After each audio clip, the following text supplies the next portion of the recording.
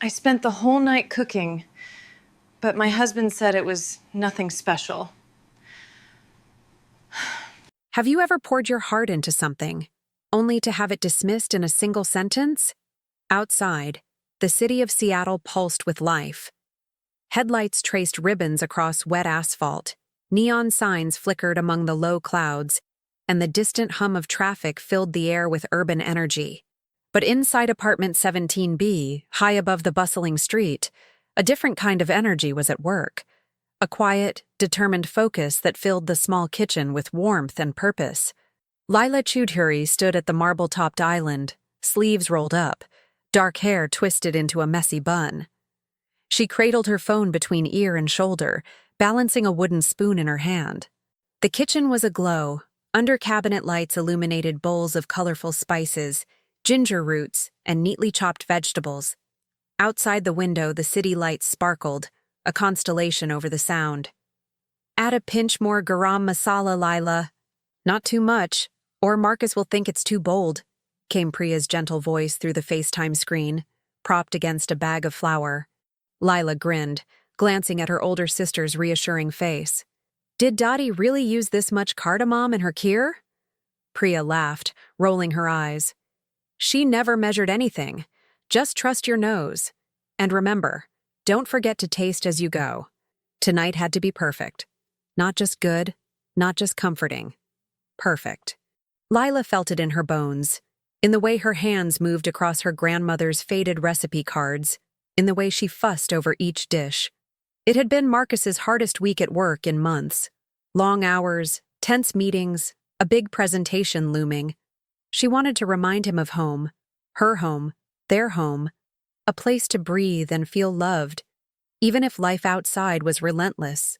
The kitchen counter was a mosaic of cultures and memories, a pot of lamb curry gently bubbling, turmeric-stained basmati rice steaming under a towel, roasted eggplant slices drizzled with yogurt and mint, and a platter of fresh naan rising under a cloth. Candles flickered on the dining table, which she'd dressed in an indigo runner and small bouquets of wildflowers from Pike Place Market. Priya watched through the screen, approving. He's going to love this. Just don't stress if he doesn't say it right away. Lila smiled, but a small knot tightened in her stomach. I know, but sometimes I just want him to see that I tried, that I care. A vibration interrupted her thoughts. She set the spoon down, wiped her hands, and checked her phone. Marcus. Big delay at the office. Don't wait up for me. Sorry. Lila's heart sank for a moment, but she quickly forced a bright tone. He'll be here. I'll keep everything warm. Thanks, Dee. Love you. Call me if you need to vent, Priya said, her eyes soft. You got this. The apartment fell quiet after the call ended. Lila moved through the kitchen with practiced grace, tidying, adjusting, tasting. She reheated the kheer, checked the naan again, and refreshed the flowers. The clock on the microwave ticked past 9. She tried to distract herself, ran a cloth over the countertops, straightened the chairs, scrolled briefly through social media. Friends posed with takeout cartons, shared memes about Friday night in, celebrated ordinary things. Lila's hands itched to make her own ordinary night extraordinary. Finally, at 9:43, the front door clicked.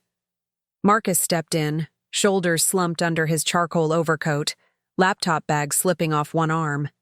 His neatly trimmed beard was a shade darker in the soft light. His eyes, usually bright, were clouded with fatigue. Hey, he mumbled, setting his bag down. His phone buzzed insistently in his hand.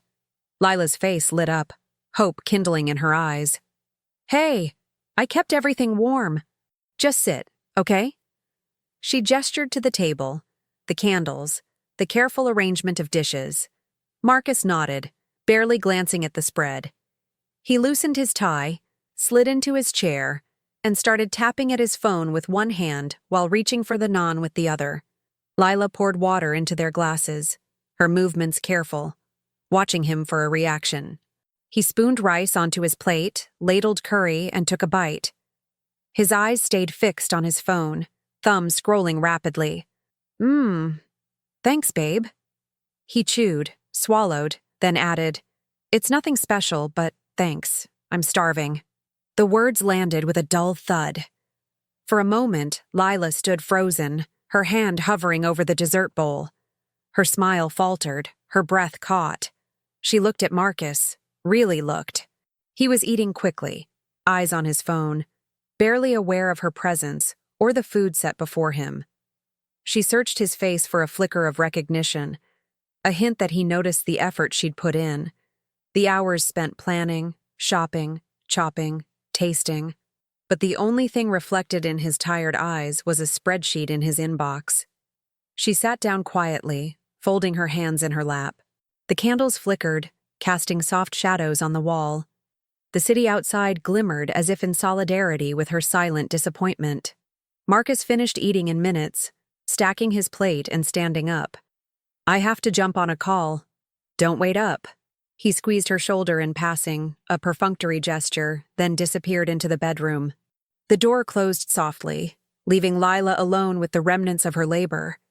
Half-full bowls, untouched naan, and the kheer she'd spent an hour perfecting, still warm in its dish. Lila stared at the dessert, her eyes growing glassy. The kitchen's warmth felt suddenly stifling. She sat in the soft glow of the city, hands clasped in her lap, replaying the evening in her mind. Every hopeful step, every careful detail, each one met with indifference.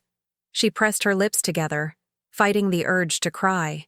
Instead, she let her gaze wander out the window, the city lights blurring gently. Would you have said something? Or just let it go? The morning light in Seattle was always a little gray. The sun filtered through a veil of clouds that made everything feel softer, quieter. But in apartment 17B, the silence felt heavy. Lila Choudhury woke to the faint clatter of Marcus getting ready, his footsteps muted on the hardwood floors. She lay in bed a moment longer, the smell of cardamom and cumin, now a memory, lingering on her hands and in her hair from the night before. When she finally joined Marcus in the kitchen, he was scrolling through his phone with one hand while pouring coffee with the other. The countertop was cleared, the intricate dishes she'd plated so carefully now just empty containers in the fridge. Lila tucked a strand of hair behind her ear, trying to summon her usual chirpiness. "Morning," she said, forcing a smile. Marcus looked up briefly, his eyes tired. "Morning. Did you sleep okay?" "Yeah, I guess," Lila replied, her voice barely above a whisper. She watched as he tossed a granola bar into his bag and checked his watch. It struck her how ordinary this moment was, how the effort she'd poured into last night had dissolved into routine. Marcus caught her gaze, pausing. "Is there any of that chicken left? I might take some for lunch." "Yeah, there's plenty," she answered. She hesitated, wanting to say more, to ask if he remembered how much time she'd spent, if he'd really tasted the layers of flavor, the stories behind each recipe. But the words stuck in her throat. He kissed her quickly on the cheek, distracted. "Thanks. See you tonight, okay?" She nodded, watching him leave. The door clicked shut, echoing in the quiet apartment. Lila glanced around the kitchen. The table was still set with the cloth napkins she'd ironed, the candles now melted down to stubs. She gathered the plates and stacked them in the sink, the clink of ceramic sounding especially loud. Her phone buzzed on the counter. It was Priya. "Hey, I'm in the neighborhood. Can I drop by for chai?" Lila typed back, grateful for the company. "Please do." Within half an hour, Priya arrived, her arms full of groceries and her laughter filling the space. She kicked off her shoes and wrapped Lila in a hug, immediately sensing the tension. "You look exhausted, Lils. Did you not sleep?" Priya asked gently, setting the groceries on the counter. Lila tried to play it off, busying herself with the kettle. "Just up late, you know." "Cooking?" Priya raised an eyebrow. "For Marcus?" Lila nodded, pouring water over the tea leaves. She recounted the evening in fragments, the hours spent chopping, the FaceTime call for advice, the anticipation, and then Marcus's reaction. Priya listened, her eyes softening as she reached for Lila's hand. "Did you tell him how much it meant to you?" Priya asked quietly. Lila shook her head, stirring the chai. I didn't want to make a big deal. He's been stressed with work, and I thought maybe I was just overreacting. Priya squeezed her hand. Lila, you're allowed to want your efforts to be seen. You poured your heart into that meal. That matters. A lump formed in Lila's throat. But what if it sounds petty? I don't want to be needy. Needy? Priya scoffed, her voice rising just a bit. You're not needy. You're human. If you keep swallowing your feelings, they'll come out in other ways. Trust me. I've been there. Lila managed a small smile, soaking in her sister's words. The kettle whistled, a sharp sound that cut through the heavy air. They sipped chai at the small kitchen table, the city stretching out beyond the window, rain tracing silver lines down the glass. Outside, people hurried to work, umbrellas blooming like flowers on the sidewalk. Meanwhile, a few blocks away, Marcus sat at his desk in the open-plan office of a tech startup. The hum of conversation and the clatter of keyboards filled the space. Kevin Tran, his friend and colleague, slid into the chair beside him with a steaming bowl of noodles. Rough morning? Kevin asked, nodding at Marcus's furrowed brow. Marcus sighed. Yeah. Lila's been a little off. I don't know, it's like there's this weird tension at home. I can't put my finger on it. Kevin slurped his noodles, then leaned in. Did something happen? Marcus shrugged. She cooked this big dinner last night. I mean, it was good, but I was so wiped from work, I barely tasted it. She seemed disappointed, but I figured she'd understand. Kevin set his chopsticks down. Listen, man. My mom used to say food is how we show love. If someone spends the whole night cooking for you, it's a big deal. Marcus frowned, replaying the night in his mind. He remembered Lila's hopeful expression as she served each dish, the way she waited for him to notice. Guilt pricked at him. Maybe I was distracted, Marcus admitted, but she knows how crazy work's been. Kevin gave him a look. Still, a little appreciation goes a long way. Trust me. Back in the apartment, Lila loaded the dishwasher with practiced movements, trying to ignore the gnawing doubt in her stomach. What if Marcus never really noticed her efforts? What if this was just how things would always be? She found herself questioning not just her cooking, but the rhythm of their relationship. Was she giving too much? Expecting too much in return? The thought unsettled her. That evening, when Marcus texted that he'd be late again, Lila's resolve wavered. Should she bother making dinner? Should she wait up, reheat leftovers, or just eat alone? The idea of another elaborate meal going unnoticed felt unbearable. When Marcus finally arrived, he dropped his bag by the door and loosened his tie. Hey, he called, glancing around. Did you want to order something? I could really go for Thai. Lila hesitated, her hand hovering over the fridge handle. Actually, there's still some of last night's food. Marcus winced, noticing her tone. Or we could do something else. Whatever you want. But Lila shook her head. Takeout's fine, she said, her voice flat. They ate in silence, the only sound the rain tapping against the windows. Lila picked at her noodles, appetite gone. Marcus scrolled through his phone, oblivious to the tension thickening between them. After dinner, Lila retreated to the bedroom, scrolling through old photos on her phone. Images of her and Marcus laughing in the kitchen, flour on their faces, arms around each other. She missed that version of them, the one that celebrated small joys, that noticed the details. A gentle knock at the door pulled her from her thoughts. Priya peeked in, the concern on her face unmistakable. Can I come in? Lila nodded, grateful. Priya sat beside her on the bed, tucking her legs under herself. You seem really sad, Lila. Have you told Marcus how you feel? Lila shook her head, tears pricking at her eyes. I don't want to start a fight. What if he thinks I'm overreacting? Priya brushed a tear from Lila's cheek. It's okay to ask for appreciation. You deserve it. Relationships are a two-way street. If you keep quiet, he'll never know. Lila let out a shaky breath. She knew Priya was right, but the thought of confrontation made her anxious. She'd always prided herself on being low maintenance, easygoing. But maybe, just this once, she needed to speak up for herself. As Priya hugged her, Lila stared out at the city lights, the rain finally easing.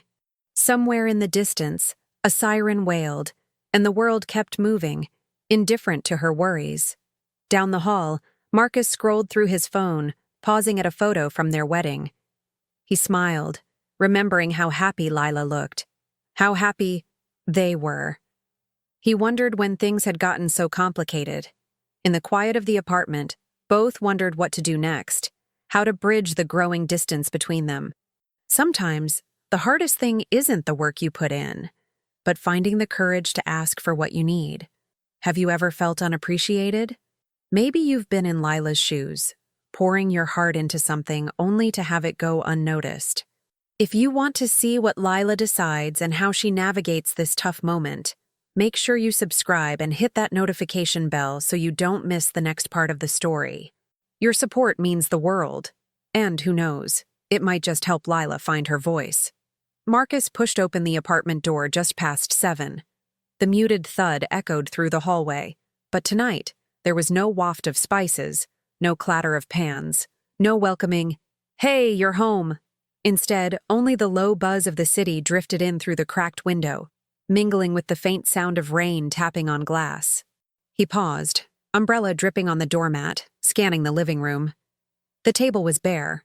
No flowers, no plates, no folded napkins. In the kitchen, the counters were clean, except for a single Tupperware container and a mug beside the sink. Lila sat at the far end of the breakfast bar, her shoulders slightly hunched, quietly eating what looked like reheated curry and rice straight from a plastic bowl. Her hair was tied back, but not in its usual playful twist.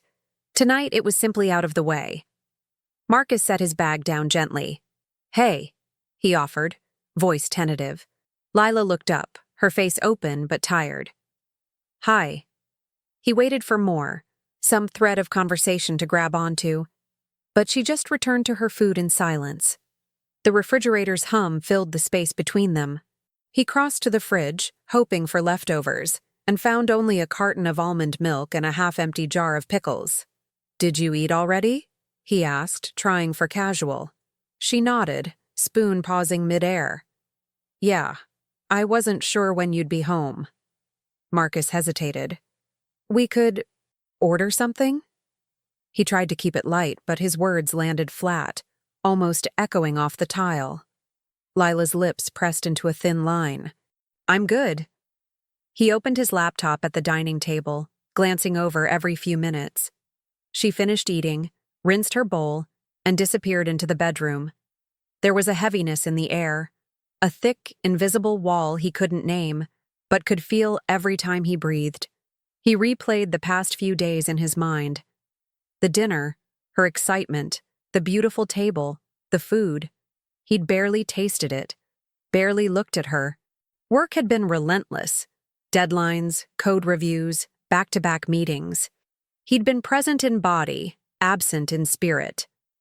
A few minutes later, Lila reappeared, her eyes catching his for a heartbeat. "Marcus, can we talk?" Her voice was soft, but there was no uncertainty in it. He closed his laptop, heart thudding. "Of course." She sat opposite him, hands folded neatly on the table. She drew a steadying breath. "I know you've been busy. I get it. Your job is demanding, and I'm proud of you, I am. But the other night, when I cooked, I wanted to do something special, not just for you, but for us. I spent hours planning, shopping, cooking. I called Priya 3 times to make sure I got the spices right. I set the table, waited for you. And when you came home, you barely looked at me, or the food. You said it was nothing special." A flush of guilt crept up Marcus's neck. He started to interject, but she held up a hand. "I'm not saying this to make you feel bad, but I need you to know how much that hurt. Not because I expect a parade every time I cook, but because sometimes it feels like what I do doesn't matter, like I don't matter." Her voice quivered, but she steadied herself. "I know you have a lot on your plate, but so do I. I just wanted to share something with you." Marcus's mouth felt dry. He could see now, truly see the effort she'd poured into that evening. The careful plating, the candles, the laughter she'd tried to spark. He'd brushed it aside in a haze of exhaustion, not realizing how much it meant. "I'm so sorry, Lila." The words came rough, sincerity raw in his throat. "I didn't. I wasn't thinking. I was tired and stressed, and I took it all for granted. I shouldn't have." She looked down at her hands. "It's not just about dinner. It's about being seen. I want to feel like we're in this together, even when things are hard." He reached for her hand. A gentle, uncertain touch. "You're right. I've been wrapped up in work, thinking if I just get through this week or next, I'll have more space to show up. But life doesn't wait, does it? I should have noticed. I should have told you how much you mean to me, and how much I appreciate what you do for us." She blinked, eyes shining, a tightness in her jaw. "I'm not asking for gratitude all the time. Just sometimes I want to know it matters." "It does," Marcus said, voice thick. "It matters more than I can say. I forgot how to say it." He thought of something Kevin had said at lunch that day between bites of banh mi. "Food is the language of love, man. My mom used to say if you eat someone's cooking without really tasting it, you're missing the point." Marcus had laughed it off then, but now the words echoed, sharp and clear. He drew a breath, searching for the right words. "I don't want you to feel invisible, Lila. That night, your food, your effort, it was special. I was the one not present. I'm sorry." She looked up, the smallest flicker of hope in her eyes. "Thank you for saying that." He squeezed her hand. "I want to do better. Not just say it, but show it. Starting now." A silence settled between them. Not the cold, jagged kind from earlier, but a gentle, tentative quiet. Lila's shoulders eased, her breath slowing. She let herself lean into his hand. "I just want us to be a team." "We are," Marcus said softly. "We will be. I promise." He stood and crossed to the kitchen, opening cabinets and drawers with newfound purpose. "Okay, chef, teach me something?" Lila blinked, confused. "Now?" He grinned sheepishly. "Yeah, I want to learn. I want to taste it, for real this time." A slow smile broke across her face, lighting up her features. "All right. But I warn you, it's going to be messy." Marcus rolled up his sleeves. "I can handle a mess. As long as we're in it together." The tension that had tightened the apartment for days seemed to lift, replaced by the beginnings of something new. Uncertain, imperfect, but honest. As Lila pulled out a pan and handed Marcus an apron, the city lights glimmered beyond the window. Rain still falling in soft, steady lines. Inside, warmth bloomed in the kitchen once more, not just from the stove, but from the fragile, hard-won understanding growing between them. For the first time in days, Lila's laughter rang out, light and real. And Marcus, standing awkwardly with a spatula in hand, finally saw her, really saw her. He looked at her earnest. "Lila, I'm sorry, it was never nothing special. You and what you do are everything." She squeezed his hand, a tear escaping down her cheek, but this time it was a tear of relief. Tonight, that was enough. Marcus's apology lingered between them, genuine but fragile, like a bridge newly built. Lila glanced down at her hands, now resting on the edge of the small dining table, the leftover containers between them. The city's glow filtered through the window, shimmering on the nearly empty plates, a far cry from last night's carefully arranged feast. Silence hung in the air, not cold but tentative, as if both were learning a new language. Marcus took a slow breath, searching for the right words. "Lila, I didn't realize how much it meant to you. I came home with my mind stuck at work, and I didn't see you, or your effort. I'm sorry. Really." Lila nodded quietly. Her heart was still sore, but hearing him say it, really say it, made something inside her soften. "It's not just about the food, Marcus," she said, her voice steady but gentle. "I wanted to do something special for you. I wanted you to feel cared for, to know that even when things are hard, home is where we look out for each other. When you dismissed it, it felt like you dismissed me too. I know you didn't mean to, but that's how it felt. Marcus's eyes widened with understanding, regret clear in the lines of his face. You're right. I've been carrying my stress everywhere. Work, home, even to the dinner table. That's not fair to you. Or to us. He reached across the table, his hand finding hers. The city's energy rolled on outside, but in this small apartment, the world seemed to shrink to two people. Two hearts trying to meet in the middle. Thank you for telling me how you feel, Marcus said quietly. I want to do better. I want to show you that I appreciate you, not just your cooking, but everything you do. I get so wrapped up in work, I forget to be present. You deserve better than that. Lila gave a small, grateful smile. I don't want perfection, Marcus. I just want us to try, both of us, to listen, to notice each other, even when life feels overwhelming. They sat in silence, hands clasped, letting the moment settle. The city lights flickered on the ceiling, and for the first time in days, the air in their home felt lighter. The following weekend, the rain returned to Seattle. Drops tapped a gentle rhythm against the window as Lila stood in the kitchen, this time without the pressure of grand gestures. Marcus hovered nearby, sleeves rolled up, determined to help rather than distract. He chopped fresh cilantro, clumsily but with focus, while Lila stirred a simmering pot of dal. So, is this the right amount? Marcus asked, holding up a handful of chopped leaves. Lila grinned. That's perfect. You're getting good at this. He laughed, a little sheepishly. Don't judge me by my knife skills. She shook her head. I judge you by your effort. They worked together in companionable quiet, Marcus sneaking tastes of the tomato chutney, and Lila guiding him through the steps, her patience laced with affection. The kitchen was no longer a stage for performance, but a place of shared creation.